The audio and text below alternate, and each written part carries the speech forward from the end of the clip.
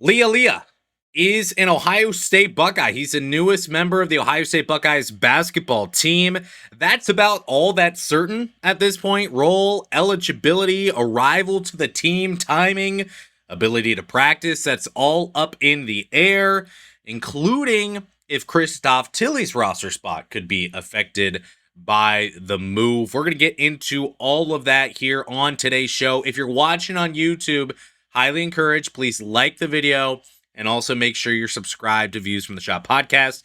Hey, go find another YouTube channel that not only covered Lee Aaliya coming to Ohio State, but also gave a 5-minute highlight video. If you find another one, you don't have to subscribe. But until then, subscribe to Views from the Shop podcast on YouTube. Please make sure you like the video. During portal season, we're getting like hundreds of likes on videos. Can we get 50 on this one? Is that okay? I don't know. We'll see. So, Aaliya. He's a 6'9" power forward. I'm calling him a power forward. I don't know if he's going to be listed as forward/center, power forward. I think he's probably more of a power forward given the size. But Zed Key would like to have a word about that 6'9" size and playing power forward, I guess.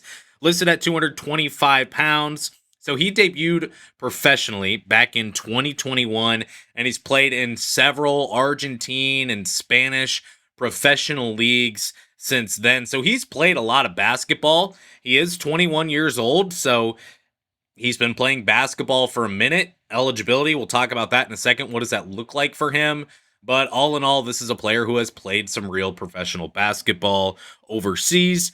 He did commit to Michigan back in 2023. The NCAA at that time denied his entry to college basketball. There's still questions here around how the NCAA is going to handle Aaliya's case with Ohio State. Again, I will get into that here later on in the show. In international play in 2025-26, this past season, he averaged 16.5 points per game, 9.1 rebounds per game, and 1.6 blocks per game as well. So pretty dang productive playing there in international ball. He's had a couple other experiences as well that we can touch on. One of which would be the fact that he played in the America's World Cup qualifier for Argentina. That happened, I believe, in 2025. During that run, whatever you want to call it, tournament playing, he averaged 5.5 points per game, 3 rebounds per game, and did that in about 11 minutes per game. Shot at 50% from the field as well. And he averaged 17 points, 9 rebounds, 2.1 blocks per game, 1.3 steals per game, shot at 56% in the U19 World Cup in 2023. So overall, I mean, the production has kind of been there for Aaliya. His father was a pro wrestler and bodybuilder, and his brother plays, or at least played, professional basketball as well. So the lineage there, athletic for Aaliya, I suppose at this point. Now, how he's going to translate to Ohio State, we'll talk about that in a second. Just so you know, I did link Aaliya to Ohio State. I think it was like June 14th or something like that. At the time of recording, it's August 21st. So it's been over 2 months since insider subscribers knew, hey, this might be a name to keep an eye on for Ohio State.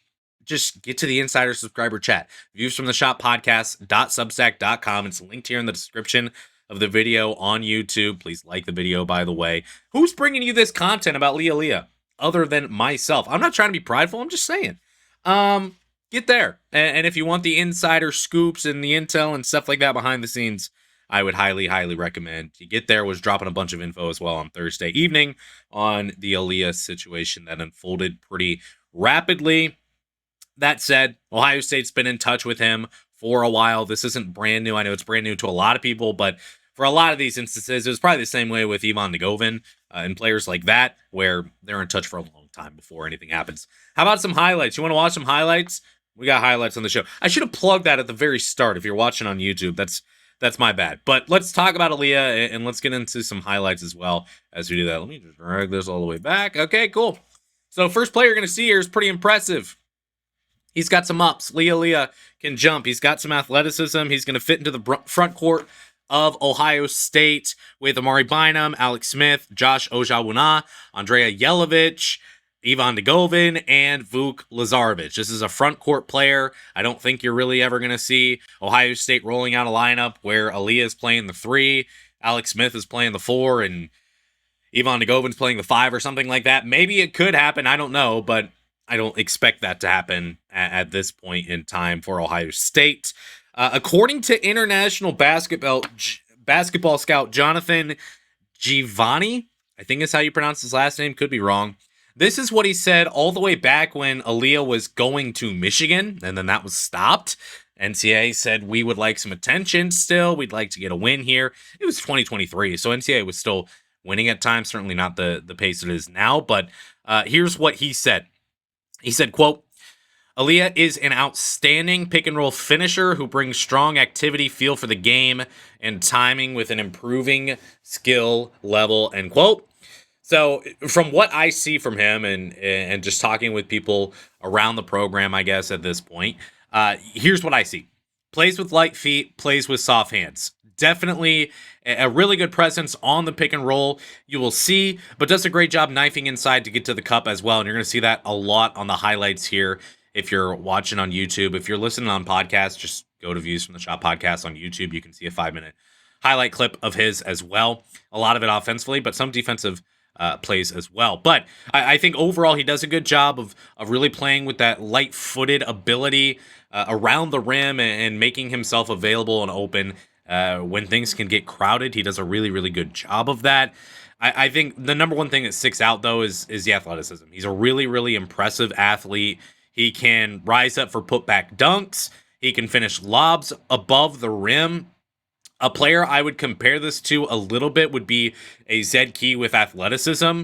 So he's undersized a little bit if you do want to play him at center, but his ability to finish over guys who are bigger than him is certainly there, similar to Zed Key. It's just Zed Key didn't really have the athleticism that Aaliyah is going to show. Aaliyah can nearly jump out of the gym. I mean, he can fly up and down the court.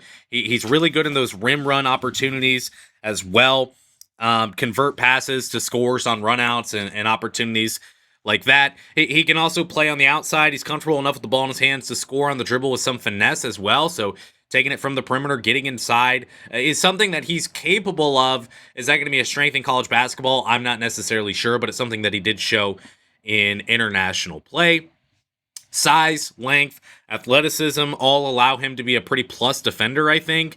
Protect gaps, get out in passing lanes, block shots a little bit as well. Is this a defensive? There you go. If you're watching on YouTube, there's a defensive highlight right there of Lee Aaliya blocking a shot on cue. Questions that I have about Aaliyah, number one, can he really shoot? I think there is a belief inside Ohio State that he can knock down some shots from deep if needed.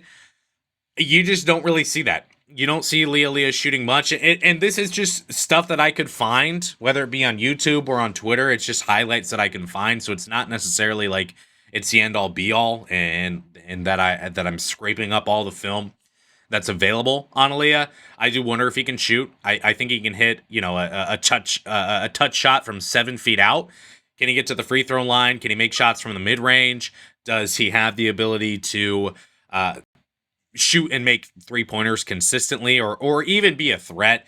I think one thing we saw last year with Christoph Tilly, for example, was early on in the season, teams kind of figured out, this guy doesn't have it from deep, and the spacing was hurt whenever Christoph Tilly was out of the 3-point line. They kind of knew this was going to go to lead to a dribble handoff or a ball reversal, whatever the case may be. So because of that, I do have questions about, Lee Aaliya's ability to space the floor for Ohio State and his ability overall to shoot. I guess is the biggest thing. Overall, the player that Aaliyah is, the best way I would describe him is he feels like kind of a blacktop player. And I think I called Jimmy Williams a blacktop hero back when he came to Ohio State, which I'm not saying in a negative way.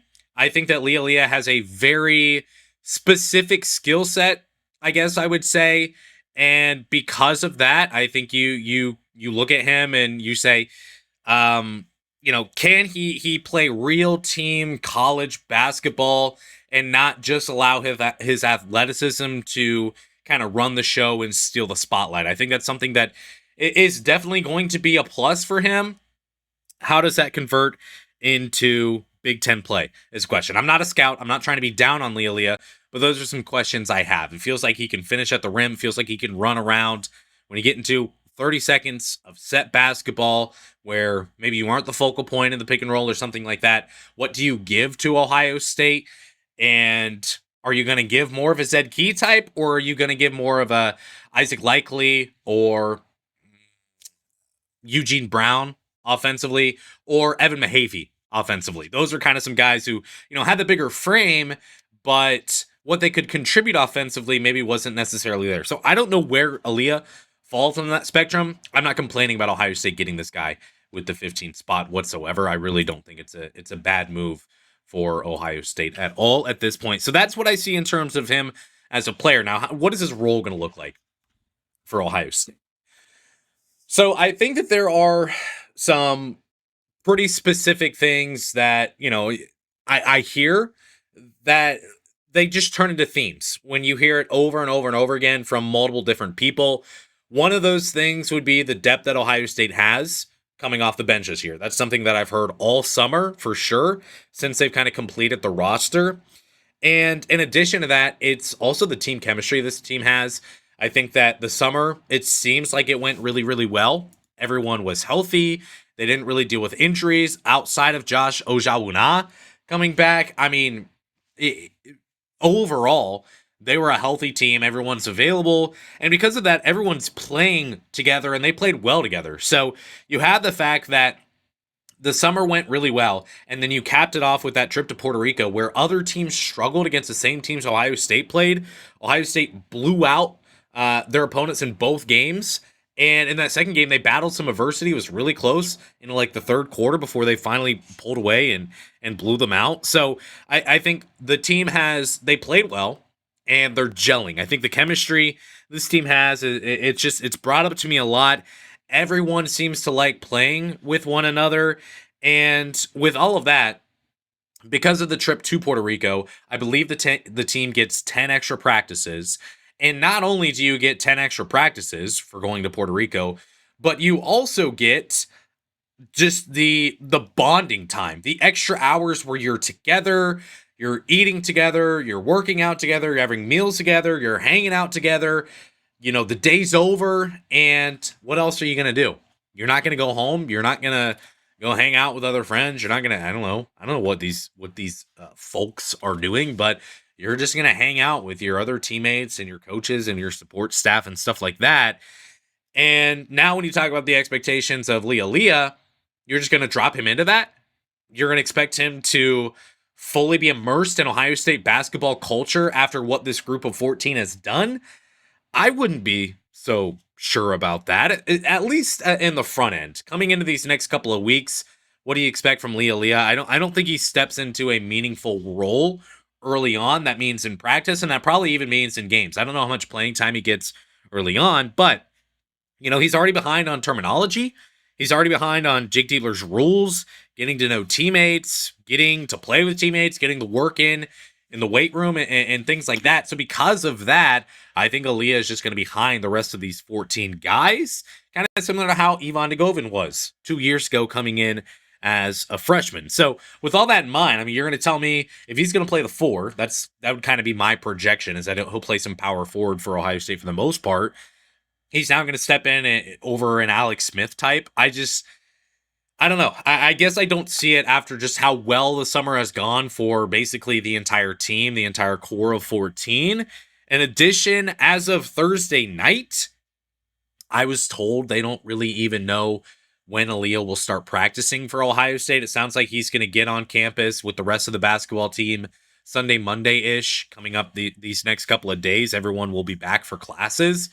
But that said, and this could have been figured out by the time in between the time of me recording this and pressing publish, but they don't know when he's going to practice.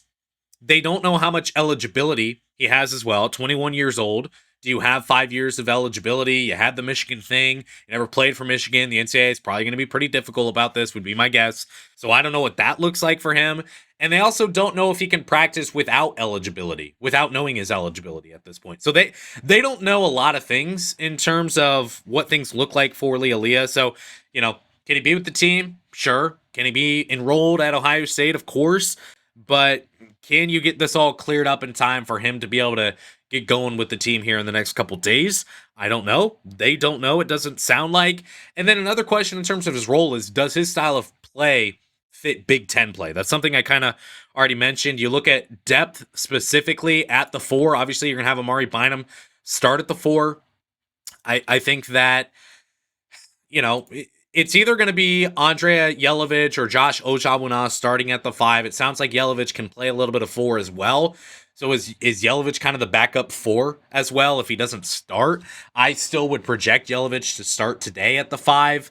That could change depending on how Ojawuna develops and continues his rehab. You've got Alex Smith there at the 4. I think the biggest question about minutes moving forward is it Alex Smith or is it Lee Aaliya getting those minutes at the 4? And I don't know an answer to that.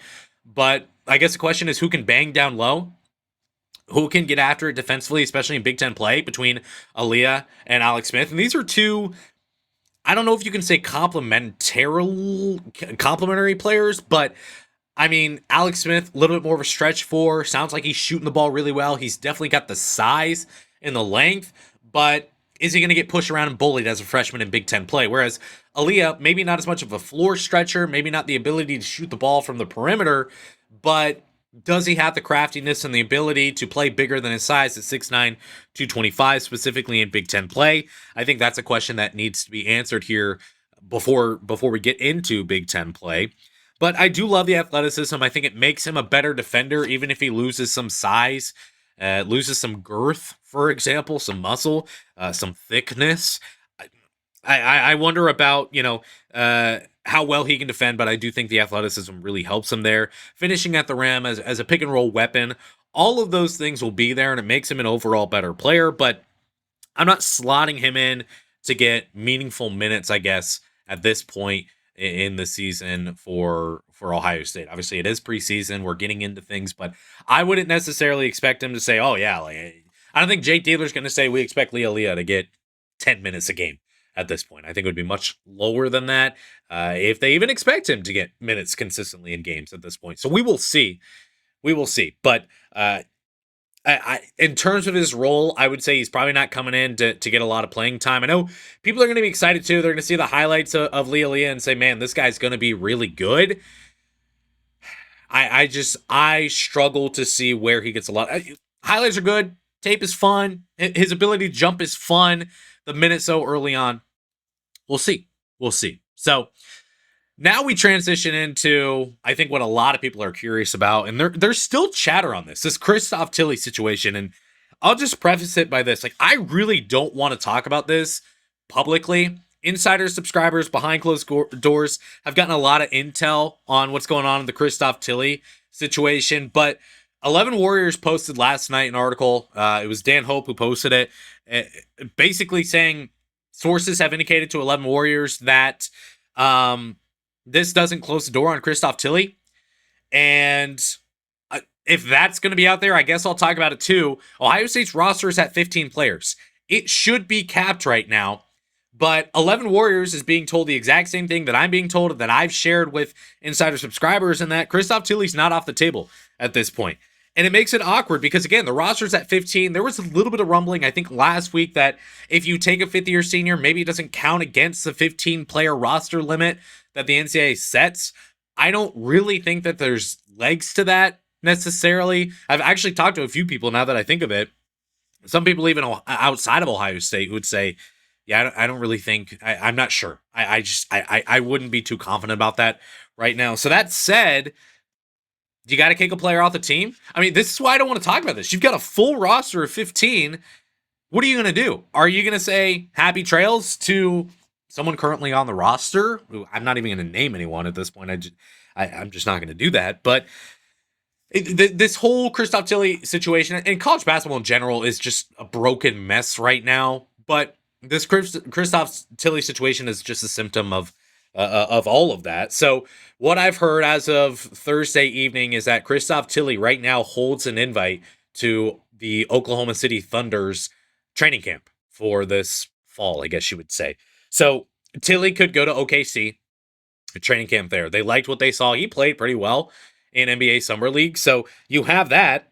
With that in mind, does Ohio State want to commit to Christoph Tilly knowing that he has that offer out there to go play in the NBA? I mean, look, Christoph Tilly, I'm assuming his entire goal at this point is, can I play in the NBA for a couple of years? Can I carve out a role in the NBA? And he kind of has to evaluate, is my best opportunity to do that right now when I have a training camp invite sitting there in front of me? Or do I want to wait, be 1 year older, but maybe put together some better film, maybe be a little bit more efficient and go play for Ohio State to do that? So does Ohio State want to commit to Christoph Tilly knowing that? I don't know. At the same time, does Christoph Tilly want to commit to Ohio State knowing that, hey, I'm looking at the roster right now. You have 15 players on the roster. Jake, what do you expect me to do with that? How do you expect me to commit to Ohio State knowing that is the case? So, I don't know. Another thing, and this was mentioned to me, I think this week, and I've been on the lookout for this. Any of these court cases, if you've seen it, tag me and let me know. But I have not seen Christoph Tilly named in any of these court cases filing for an additional year. I don't know if that has anything to do with it. I don't know if he needs to be on one of those court cases. I don't know if because he entered the portal in the spring, that doesn't apply to him. I don't know. A lot of these rules, well, not even rules, just there's so many questions with this. I don't have an answer to it, but that's something to keep in mind as well. And I don't know. Look, I've always said I like Jake Diebler. I like who he is. I think that he is a perfect fit for the Ohio State basketball program. He's an Ohio guy. He knows what Ohio State basketball means to the program. Have things launched into the stratosphere at this point with Jake Diebler heading up Ohio State? No. Are there fans who still would say Jake Diebler's not a real coach and shouldn't be leading Ohio State? Of course, I think that's been quieted down significantly due to Ohio State going to the NCAA tournament. But overall, I like his personality. I think he fits at Ohio State. I don't have any problem with that. With that said, I don't know, guys. I mean, you tell me, does Jake Diebler really seem like the guy to kick someone off the roster on August 22nd or something like that? To me, the answer is no. But every time I've spoken to someone about this, it sounds like it's an option. Whatever the case may be, Ohio State has not stopped pursuing Christoph Tilly. They haven't. And as long as that continues to happen, there will continue to be questions behind the scenes about what this means for the Ohio State roster. But just because Ohio State has now added Lee Aaliya, just because they now have 15 players, it doesn't mean that this is over. At least that's what I've been told. That doesn't mean, now I'm not saying that Christoph Tilly is going to be on the roster this upcoming year, but I am saying the door hasn't shut on that, even with Ohio State adding Lee Aaliya. I wasn't planning to talk about that publicly until I saw the article from 11 Warriors, and if they're going to talk about it, I guess I'll talk about it too. So, yeah, I don't think that closes the book on Christoph Tilly. That said, look, you got to get to the Substack. Views from the Shop podcast.substack.com. When news breaks, it is there the second it happens. I pretty much always have an article prepped at this point. I'm very thankful for relationships I have there. Love those relationships where I can just have something prepped. So by the time you go to the Substack, you will see the Lee Aaliya article there. But I mean, you can see it.